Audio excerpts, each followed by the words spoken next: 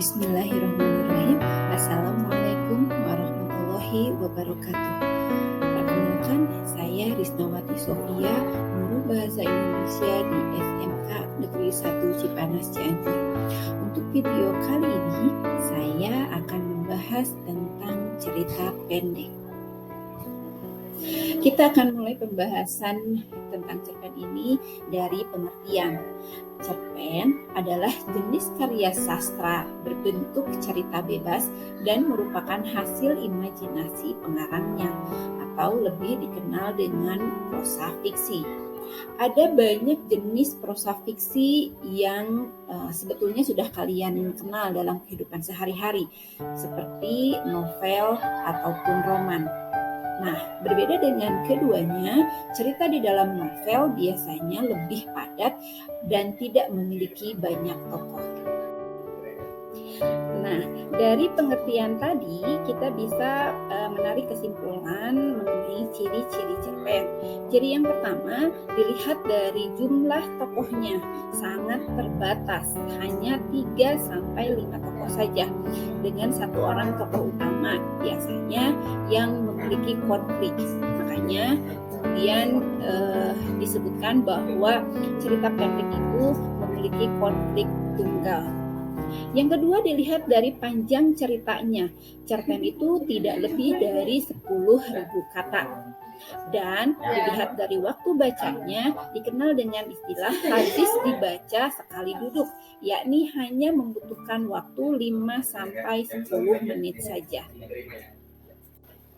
Sekarang mari kita bahas mengenai fungsi-fungsi cerpen. Fungsi yang pertama adalah rekreatif, yakni bahwa cerpen itu bisa memberikan rasa senang, menghibur, kemudian memberikan rasa gembira bagi seluruh pembacanya.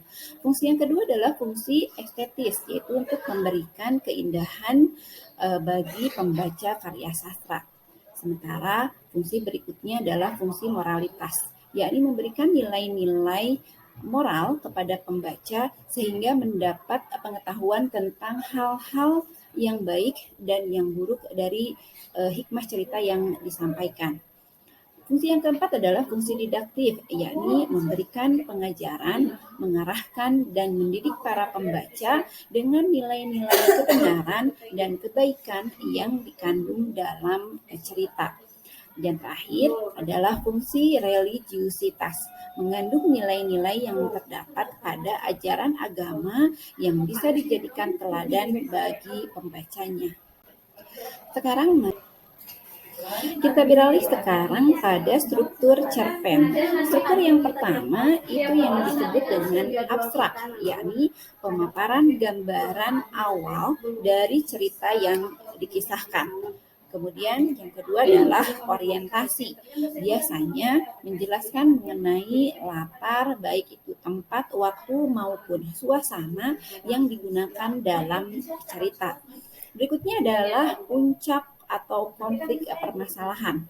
Ini membahas tentang masalah yang dihadapi tokoh. Selain itu, menjelaskan juga hubungan sebab akibat dari urutan kejadian yang disampaikan dalam ceritanya. Yang keempat adalah resolusi. Ini merupakan akhir dari cerita yang dituliskan dalam cerpennya. Kemudian yang kelima atau yang terakhir itu adalah yang disebut dengan koda. Ini biasanya menuliskan tentang nilai atau pesan moral yang ditulis secara langsung oleh penulisnya. Nah, keberadaan koda ini kadang tidak kita temukan dalam dalam setiap cerita pendek. Jadi sifatnya mana suka, tergantung selera penulis cerpen masing-masing. Baik, berikutnya akan kita bahas mengenai unsur pembangun cerpen. Sejatinya, unsur pembangun cerpen itu ada dua jenis, yakni unsur intrinsik dan unsur ekstrinsik. Unsur intrinsik yakni unsur yang membangun cerpen tersebut dari dalam, sementara unsur ekstrinsik adalah unsur yang mempengaruhi terciptanya cerpen tersebut. kita akan bahas mengenai unsur pembangun cerpen dari dalam atau unsur intrinsik cerpen. Yang pertama ada yang disebut dengan tema. Tema adalah gagasan yang menjalin seluruh keseluruhan cerita. Tema yang biasa digunakan dalam cerpen amat beragam. Cerpen yang bertema kemanusiaan, kemudian percintaan, kasih sayang, kekuasaan, dan sebagainya. Yang kedua adalah amanat. Amanat adalah pesan atau ajaran yang terkandung dalam cerita. Contoh amanat misalnya, sering-seringlah bersedekah agar hidup kita menjadi berkah, untuk cerpen yang bertema kemanusiaan. Yang ketiga ada yang disebut dengan penokohan.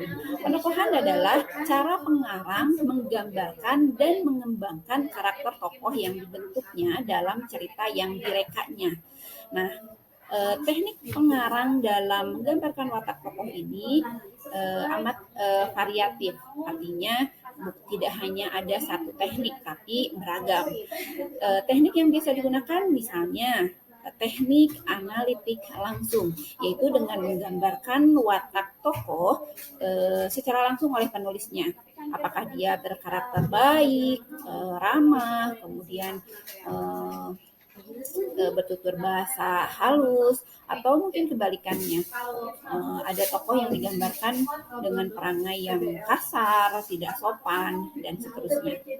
Teknik kedua yang digunakan biasanya menggunakan penggambaran fisik atau penggambaran lingkungan kehidupan tokoh. Bisa juga dengan mengungkapkan jalan pikiran tokoh itu sendiri ketika dia menghadapi satu konflik.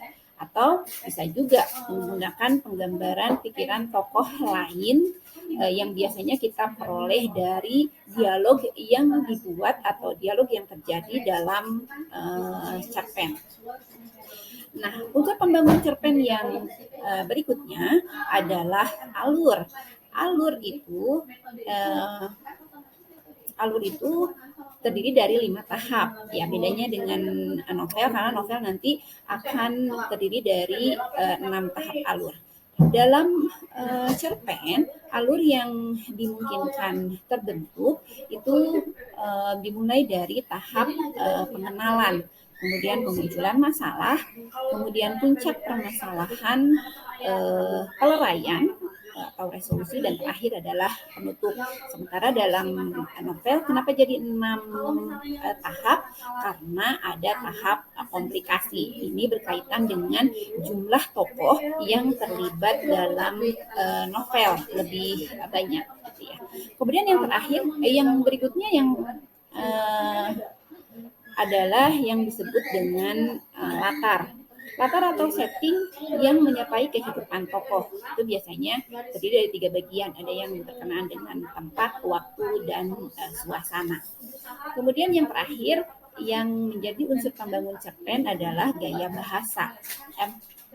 Gaya bahasa yang digunakan dalam cerpen itu berfungsi untuk menciptakan nada, suasana, serta merumuskan dialog yang bisa menunjukkan hubungan antar tokoh.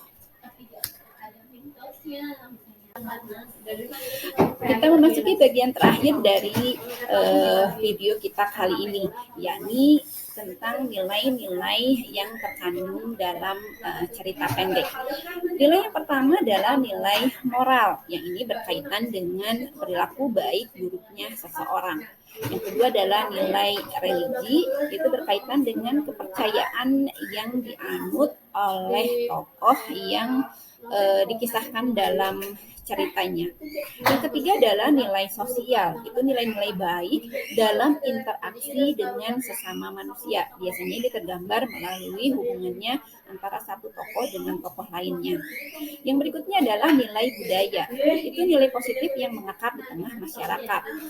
Yang paling dominan biasanya tentang gotong royong, gitu ya, ramah tamahnya, dan seterusnya. Yang berikutnya adalah nilai ekonomi, nilai yang berhubungan dengan pemenuhan kebutuhan hidup. Ini biasanya bisa dicermati dari pekerjaan yang diperoleh tokoh masing-masing tokohnya. Kemudian yang terakhir adalah nilai edukasi, adanya perubahan tingkah laku yang tersirat maupun tersurat dalam cerita yang disampaikan. Demikian paparan mengenai unsur-unsur dalam sebuah cerita pendek. Kita akan lanjut pembahasan di video berikutnya.